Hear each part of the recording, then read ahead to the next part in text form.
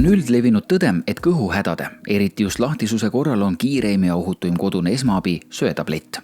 Vähem teatakse aga, et söetablett ehk aktiivsüsi on teatud mürgistuste korral lausa elupäästjaks.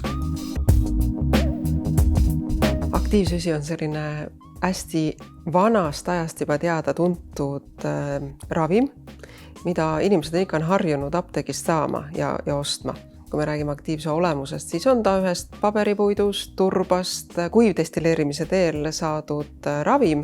Puidumaterjal kuumtöödeldakse 1000 kraadini ja saadakse hästi absorbeeriv materjal. See süsi on negatiivse laenguga, enamus mürke on positiivse laenguga, ta tõmbab kõik need mürgid enda sisse, ehk siis absorbeerib enda pinnal ka enamus mürke.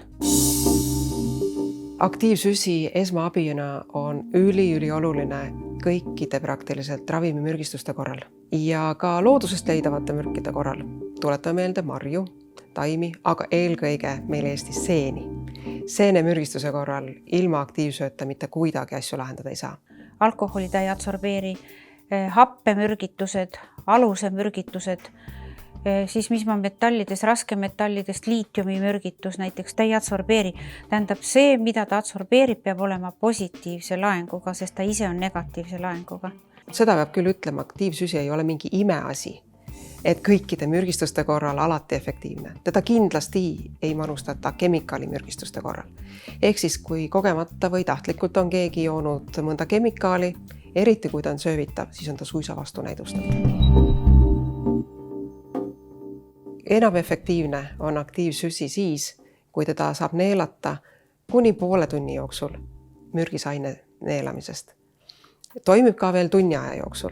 Peale seda on juba efektiivsus oluliselt langenud. Et üldse oleks mürgituse puhul efekti, siis need kogused on päris suured, mida peaks alla neelama. Tabletid on meil 250 milligrammised ja kapslid on natuke alla 400 milligrammi on üks kapsel. Ütleme, 50-kilosel inimesel tuleb 50 grammi võtta, et ta seal mõte oleks.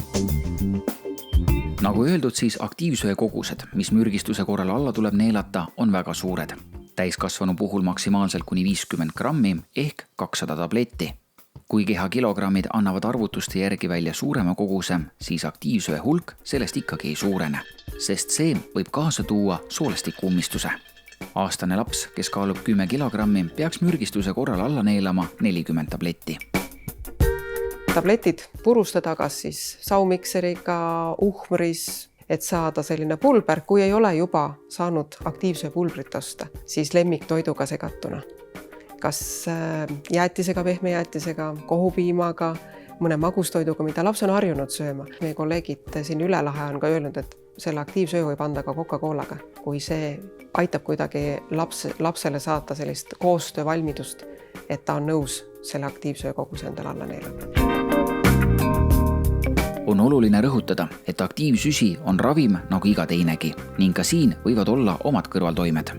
Eelkõige iiveldus, mis inimesel tekib, eriti sellises suures koguses aktiivsöö neelamisel ja kindel kõrvaltoime, kui inimesel tekib juba kõhuvalu, aktiivsüsi on selle soole umbe ajanud, siis see on päris kindel selline sümptom, mille puhul on tasu juba abi otsida aktiivsöö manustamisele.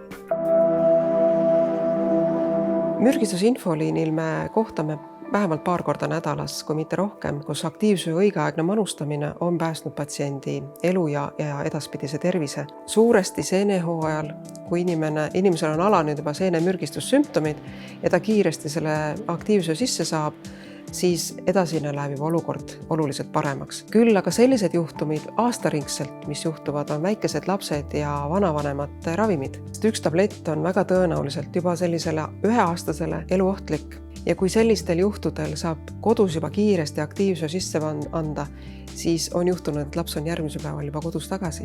Mõnikord on minu käest ka küsitud koolitustel, et aga mul on puiduküttega korter, mul on seal ahjus ikkagi sütt ka. Kas ma seda ka võiksin süüa? Siis ilmselgelt sellisel temperatuuril, üsna madalal temperatuuril põlenud puit ei ole kindlasti meditsiiniline aktiivsüsi. Ja arvutasime ka läbi, et mida see teoreetiliselt tähendaks. See on ikkagi 2 tonni sellist ahjus valminud sütt. oleks võrdne siis 50 grammi meditsiinilise aktiivsööga. Kõige kiirema ja täpsema informatsiooni aktiivsöe, selle kasutamise vajalikkuse, koguste ja manustamise kohta saab mürgistusteabekeskuse infoliinilt 16662. 24 tundi ööpäevas avatud infoliinil vastab oma ala spetsialist, kes oskab anda adekvaatset nõu ilma hirmu ja paanikata.